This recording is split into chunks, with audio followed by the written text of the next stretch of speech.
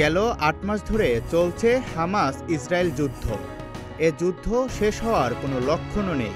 আন্তর্জাতিক সব চাপ উপেক্ষা করেই নির্বিচারে ফিলিস্তিনিদের ওপর হামলা অব্যাহত রেখেছে নেতানিয়াহু প্রশাসন।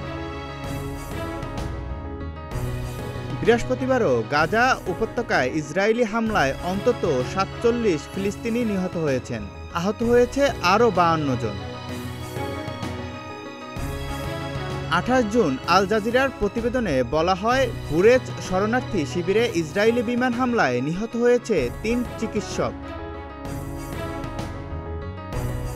পশ্চিম তীরের জেনিন শহরে হামাস ও ইসরায়েলি সেনাদের মধ্যে চলছে তীব্র লড়াই। এতে বিস্ফোরণে এক ইসরায়েলি সেনা নিহত এবং ১৭ জন আহত হয়েছেন।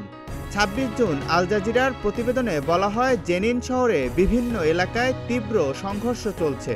হামাস যোদ্ধারা ইসরায়েলি বাহিনীকে অতর্কিত আক্রমণ করায় এ হতাহতের ঘটনা ঘটে। এদিকে সম্প্রতি ইসরায়েল ও হিজবুল্লাহর হামলা পাল্টা হামলায় লেবাননে উত্তেজনা বেড়েই চলছে।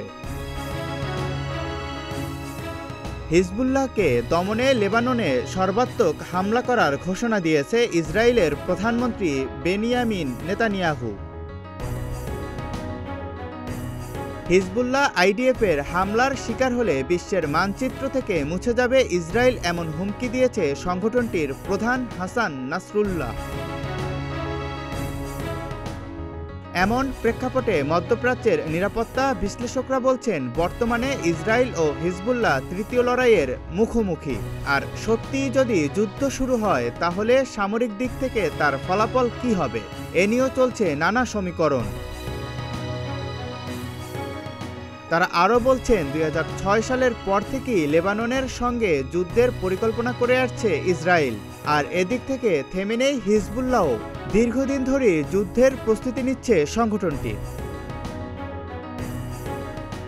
ইসরায়েলের হিসাব বলছে, হিজবুল্লাহর অস্ত্রাগারে অন্তত ১.৫ লাখ ক্ষেপণাস্ত্র ও রকেট মজুত রয়েছে। এর মধ্যে অক্টোবর থেকে এ পর্যন্ত ইতোমধ্যে ৫,০০০ ক্ষেপণাস্ত্র খরচ করে ফেলেছে তারা। তবে হিজবুল্লাহ প্রধান হাসান নাসরুল্লাহ বলছেন ভিন্ন কথা। গত সপ্তাহে তিনি জানান, তাদের বেশিরভাগ অস্ত্রাগার এখনও অক্ষত। সম্প্রতি ইসরায়েলের সামরিক স্থাপনায় হামলার দাবি করেছে হিজবুল্লাহ। গোষ্ঠীটির সাম্প্রতিক হামলায় অবাকও হয়েছেন ইসরায়েলি কর্মকর্তারা।